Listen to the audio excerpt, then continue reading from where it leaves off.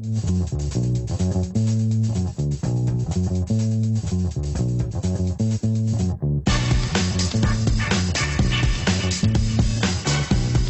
lingerie de celle qui aime séduire, en conjuguant l'élégance et le style, les dessous Clélia.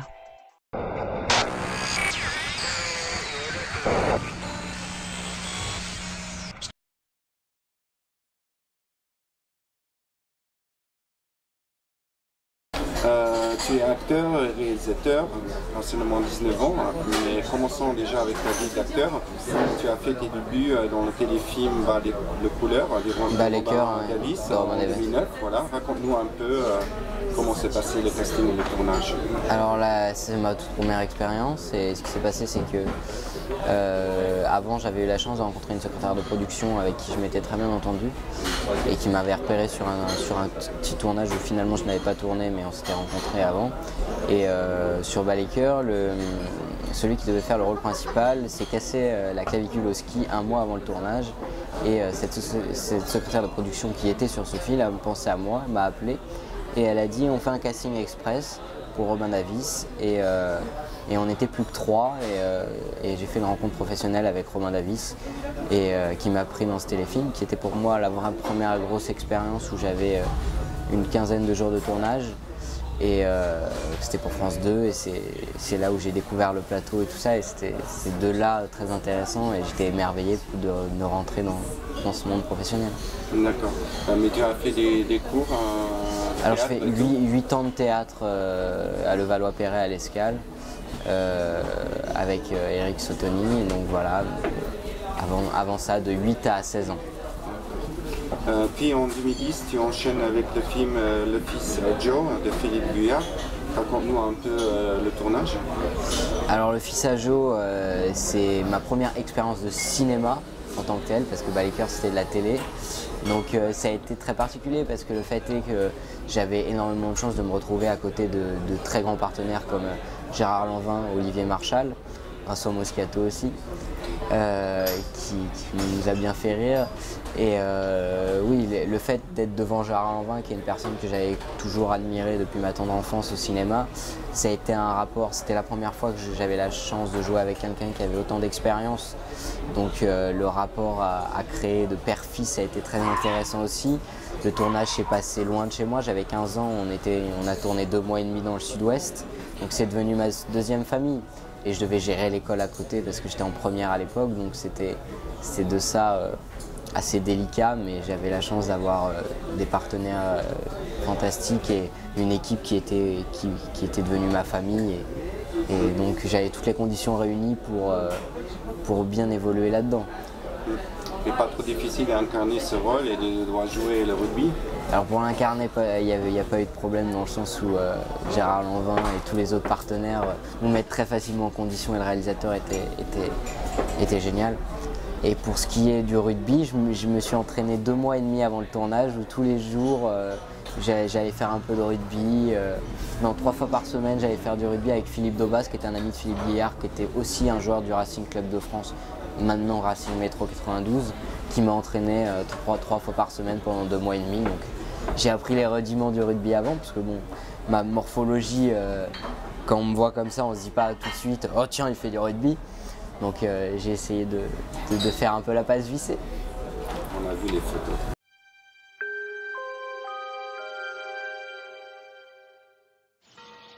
Dis papa, quand est-ce que je pourrais avoir un téléphone portable comme tous les copains?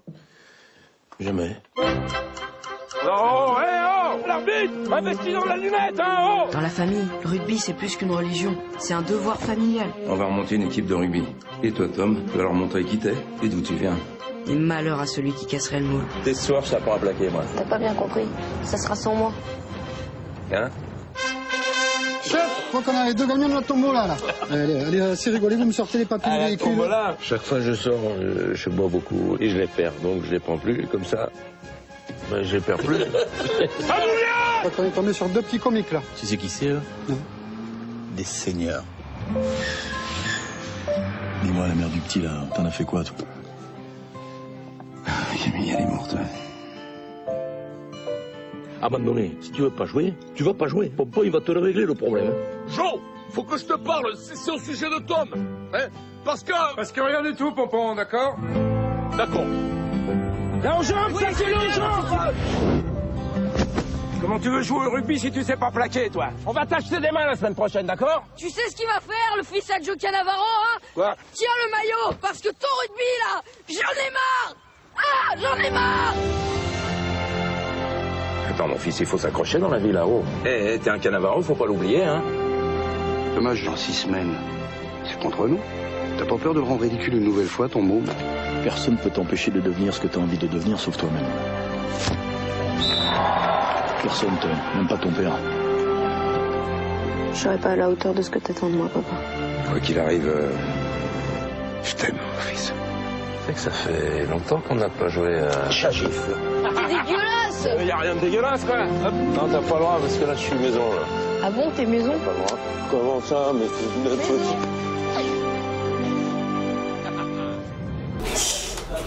Après, on te voit dans le film Mon père et une femme de ménage, à côté d'une vedette comme François Cluzet. Pas trop de trac, le trac de donner la réplique à un acteur connu comme ça. Alors, le fait de rencontrer François Cluzet comme Gérard Lanvin, ça a été quelque chose de très particulier parce que, comme je le disais, c'est des gens que je regardais moi au cinéma et à la télévision. Et François Cluzet, avec le succès qu'il avait pu avoir en 2007, avec ce renouveau, avec Ne dis à personne, tout ça, il était de ce point de vue-là aussi très médiatisé. Donc, j'avais vu dernièrement beaucoup de ses films. Et le jour de ma rencontre avec François Cluzet, en fait, c'était lui qui finalement prenait la décision parce que Safia Azzeddine, la réalisatrice, avec la productrice Nathalie Reims, avait fait un choix entre deux personnes. Une autre personne et moi. Et François Cluzet a rencontré les deux et finalement, c'est lui qui choisissait qui allait faire le rôle de son fils, d'une certaine manière. Parce que si ça marchait entre nous deux, c'était bon, c'était moi. Si ça marchait pas, c'était pas moi. Et donc ce qui s'est passé, c'est que le jour où j'ai rencontré François Cluzet, c'était le jour où je passais une épreuve du bac en fait, l'après-midi. Donc le déjeuner, je l'ai passé avec François Cluzet et l'après-midi, c'était l'épreuve du bac. Donc pour moi, ça m'a fait rigoler parce que le plus important, c'était de rencontrer François Cluzet. Donc le stress, il était là. Mais moi, j'avais mes copains qui m'attendaient pour un oral juste après et qui stressaient comme des fous.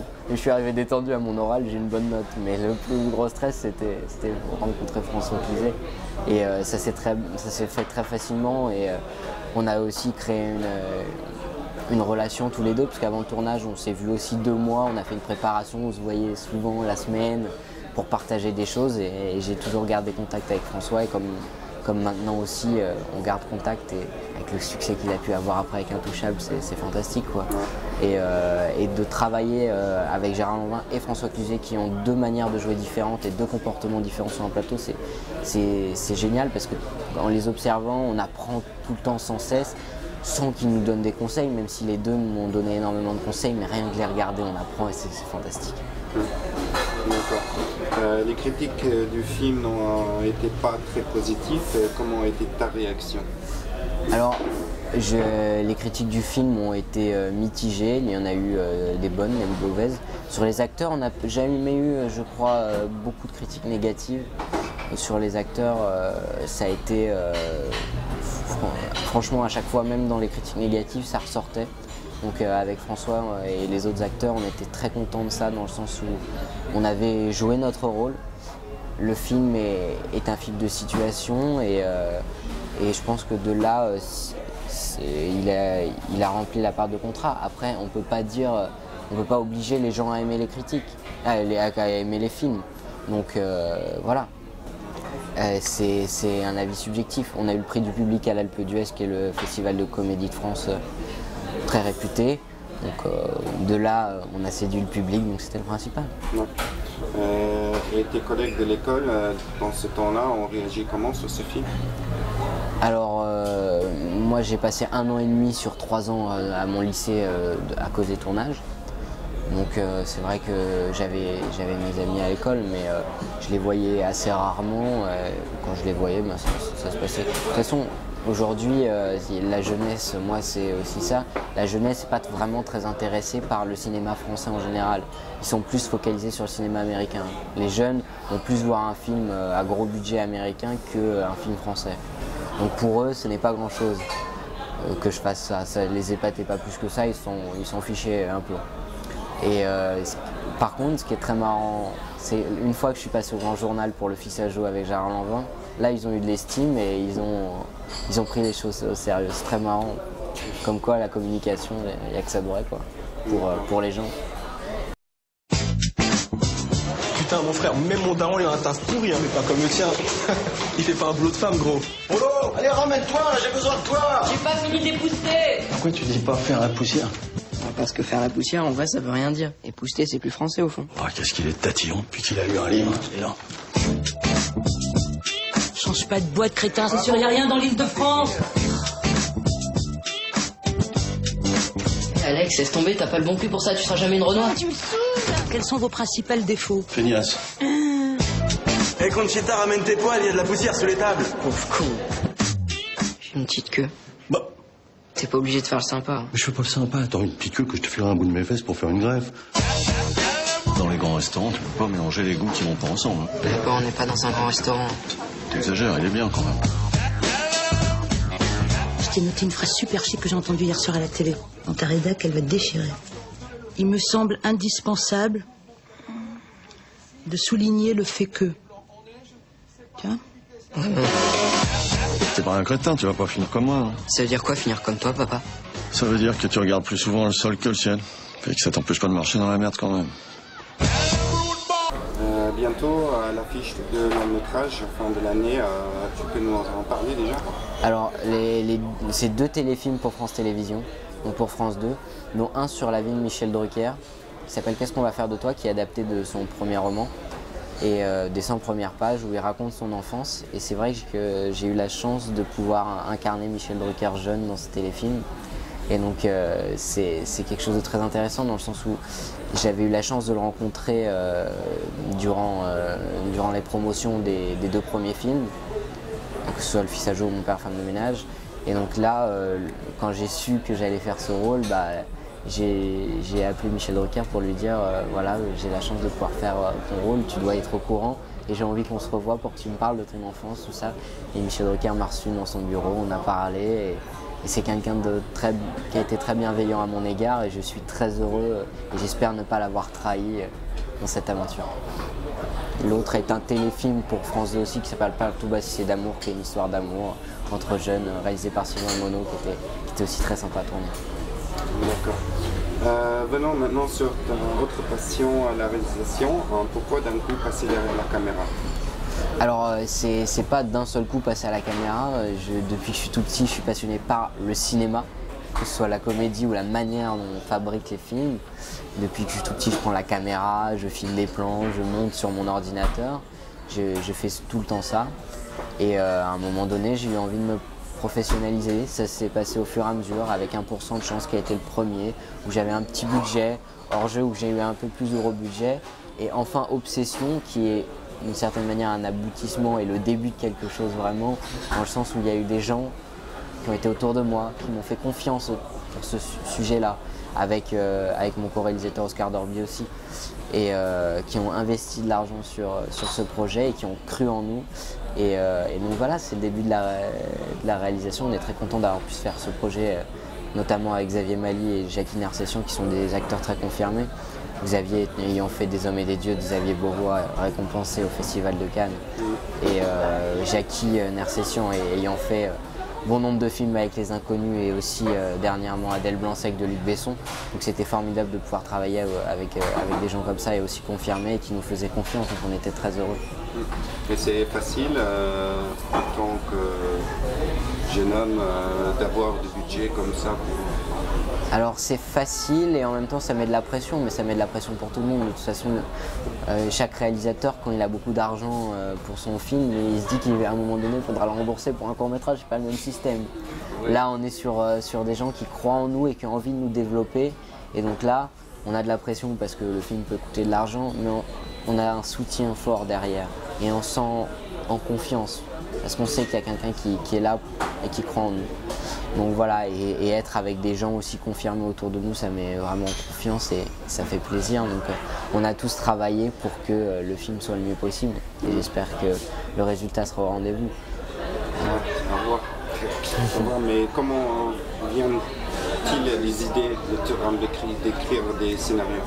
Bah, c'est la vie de tous les jours, l'envie de raconter des histoires, l'envie de faire du spectacle.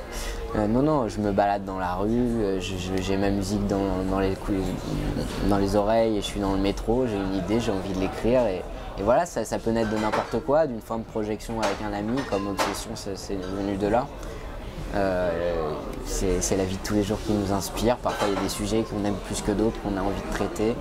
1% de chance, c'était pour mes débuts au cinéma que j'avais envie de raconter, cette envie de faire du cinéma.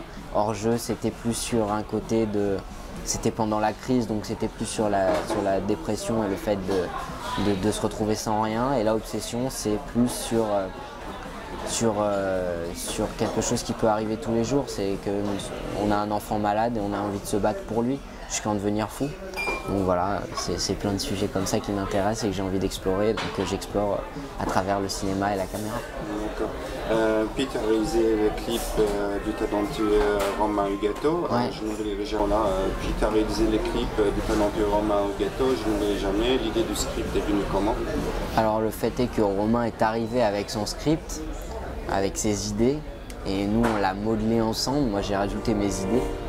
Et ça a fait le script parce que lui il a son univers et moi il fallait que je le retraduise à l'écran à travers cette chanson qui lui est personnelle et voilà. Donc c'est une collaboration tous les deux et après le clip c'est une collaboration de toute la production et de toute l'équipe et voilà. Donc c'était une belle aventure. Je n'oublierai jamais quand tes erreurs se succèdent. Je n'oublierai jamais autant de joie que de peine. Je n'oublierai jamais quand le ciel tombe aussi bas que sa présence est... Tu es satisfait de ton travail? C'était mon premier clip, donc c'était aussi une manière de prendre la main sur un clip vidéo. Surtout que j'ai fait le montage après, donc voilà, mais j'ai fait le maximum et après c'est aux personnes de juger, mais moi en tout cas j'ai fait le maximum pour Romain. Une sensation, on finit par s'y faire un mal-être, si ce n'était qu'éphémère. Un bonheur inégal qui prend place. Quoi nous attendre prochainement encore? Prochainement, il y a Obsession qui est le court-métrage qui va sortir bientôt. Il y a les 2 téléfilms, Qu'est-ce qu'on va faire de toi sur la vie de Michel Drucker où j'ai la chance d'incarner. Et Parle tout bas si c'est d'abord Sylvain Monnet pour France 2 toujours. Et je peux annoncer que je vais tourner encore dans une fiction pour France Télévisions de novembre à décembre avec Thierry Binisti. Et l'année prochaine, il y a de beaux projets, mais là, je ne vais pas en parler encore. D'accord, merci. C'est comme ça, même tes promesses, tes cadeaux, tes caresses, tes mythos, je ne veux plus de ça, j'ai trop donné pour toi, oh non.